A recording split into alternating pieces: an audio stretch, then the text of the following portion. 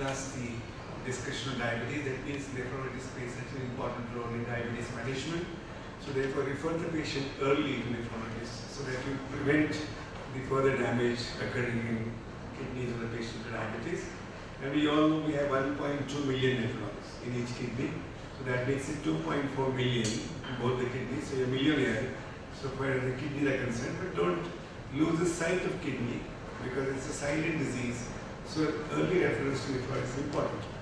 So my job is to discuss about diabetes management in chronic kidney disease. So what modifications should be made in diabetic drugs in CKD? Which diabetic CKD patient should receive SGLT2? And should non-diabetic CKD patient be given SGLT2? And what condition should be exerted when SGLT2 inhibitors are used? So this is the graph. It shows that insulin is safe. So insulin can be used all over. But remember, in patients with chronic kidney disease, hypoglycemia is a major issue. Whenever a patient comes to study with hypoglycemia, you suspect renal disease, hepatic disease, or hypothyroidism. These are three possibilities when a patient comes with hypoglycemia. So kidney also has the action of gluconeogenesis and uses a substrate glutamate which comes from the muscles. That's how kidney can manufacture glucose, and 30% to 40% of glucose produced during hypoglycemia can come from the kidney. So when the kidneys fail, so that control goes off, and furthermore the insulin stays longer in the circulation because insulin also filtered and reabsorbed from the proximal tubule, and because the GFR drops down, the insulin remains for longer time, so these patients come with hypoglycemia. So hypoglycemia is a major issue. The other important aspect in renal management in diabetes is sometimes sugars are very high. It's very difficult to control the sugar, the 300, 350 plus. So those are the patients suspect acidosis. If the patient has come with hyperglycemia, despite of using multiple drug therapies, you consider a possibility of acidosis in this patient. So insulin, as I said, is safe. Liraglutide is also quite safe. The LEADER study has some subpopulation of 220 patients where they included liraglutide in that study, and that GFR was less than 30. So less than 30 there is evidence that liraglutide can be safe, but for all practical purposes it should be stopped before the GFR of 30. Exenatide again is reduction of dose. Sitagliptin also has to be modified, but if you continue to use sitagliptin, there are no adverse events. All these DPP inhibitors, it's only that drug efficacy is not there, the drug accumulates in the blood, but there is no adverse effect so far seen with these DPP inhibitors. The best, of course, is the linagliptin, which is excreted by the liver, so therefore it does not have any problem in a patient with failure. Glitazones are quite safe. You can give all through the patient till the patient goes to hemodialysis. With a word of caution, it tends to hold the water. And why it holds the water? Why you get edema with the glitazones? Why do you get edema? It's very common complication you see when you give glitazones. Why do you get? Why do people get? Is it edema, which is quite common, and they go into heart failure because there is also SGLT2 receptors in the kidneys, and therefore when you give these drugs, the patient tends to hold on to water and they can go into edema. So that has to be kept in mind. Again, the heart failure, because all these patients with chronic kidney disease can also go into heart failure. So remember, glitazones, a word of caution. Migritol can be used. It's actually short-acting drug. Acarbose is not indicated. Why is that? In fact, the drug is not absorbed at all. It remains in the GI tract. So why it is not? It is not indicated for two conditions. One is chronic kidney disease, and second, pregnancy. Those two situations we never not use acarbose or the AGIs. Why is that?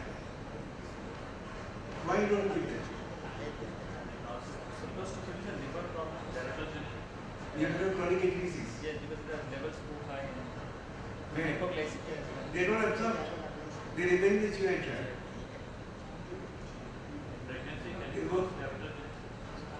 They're not absorbed. Problem is, as the acarbose are the bacterial products derived, and they are triple by the bacteria in the intestine. And the end products are absorbed and the nephrotoxic. And therefore, do not use acarbose or the AGIs in patients who have a kidney disease. Ripaglide can be used because it's a short-acting drug. Glimepiride also is listed beyond certain limit, beyond 30. Gliclazide also same thing. There's a gliclazide extended release in the market and the ordinary gliclazide. Which is better one? The extended release or the ordinary gliclazide? Is there a difference between that? Is there a difference between those two? Which is very expensive. The diamacron XR is quite expensive compared to ordinary Declimet or Declimet tablet. Better than Sorry? extended release is supposed to It is better. Why is that? Because hypoglycemia episodes Because they pay more. hypoglycemia episodes are less in extended release. And Why is that? Why is that? We have a genetic reason to that we respond better to extended release. It's a controlled release formulation, so it doesn't cause the insulin. Certain peaks don't occur. Is that so?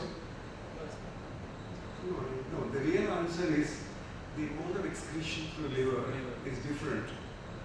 In the ordinary gliclazide, it's CYP2C9. That's the it gets out of the body. And in extended release, it's CYP219. And therefore, the drug-drug interaction is quite common when you get out through CYP2C9. For example, careful with drugs like statins, aspirin, all of them get out from the same path, so there's a lot of drug-drug interaction.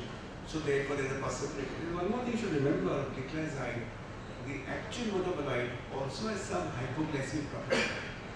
So in a patient who is likely to go into hypoglycemia, always maintain his dose quite low because the metabolites can also produce hypoglycemia. And then we have metformin. So the big news of metformin, that in the past it was ruled that anybody's creatinine goes beyond 1.6, you immediately stop metformin. Patient goes for contrast studies, angiograms, stop metformin. And therefore, after that when the metformin was stopped, the people started having hypoglycemia, which was difficult to control. So the patient filed a case against the FDA for passing such a rule and preventing doctors from prescribing metformin in patients who had creatinine beyond 1.6. And then FDA took it over very seriously and said, yes, we should not do this because metformin does not do that much damage to these people because it is GFR, which is as Dr. Lobo was saying, that those GFR will go, that's why the patient went into lactic acidosis. Otherwise, till up to 45 GFR, you can continue with metformin. Do not start a fresh treatment at 45. If the patient already taking metformin, you can continue till the GFR is 45. The next question is, why do we get lactic acidosis? Why metformin should produce lactic acidosis? What is the connection to lactic acidosis in metformin?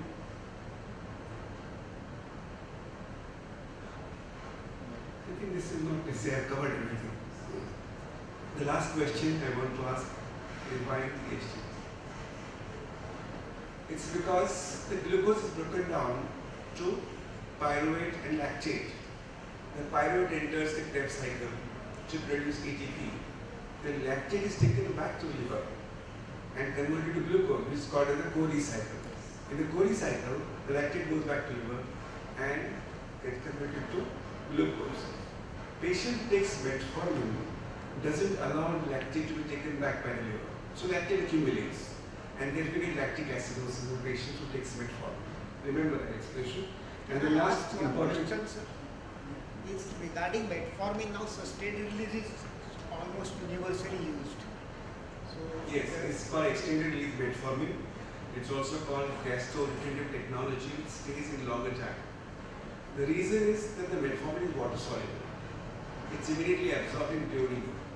When the drug is immediately absorbed, it's immediately cleared because there are transporters for metformin called OCT, organic cation transporters, which transport the metformin and is excreted unchanged by the kidney. So therefore they use metformin very fast. So they have to keep on frequently dosing. And if you keep on frequently dosing, the side effects keep on rising.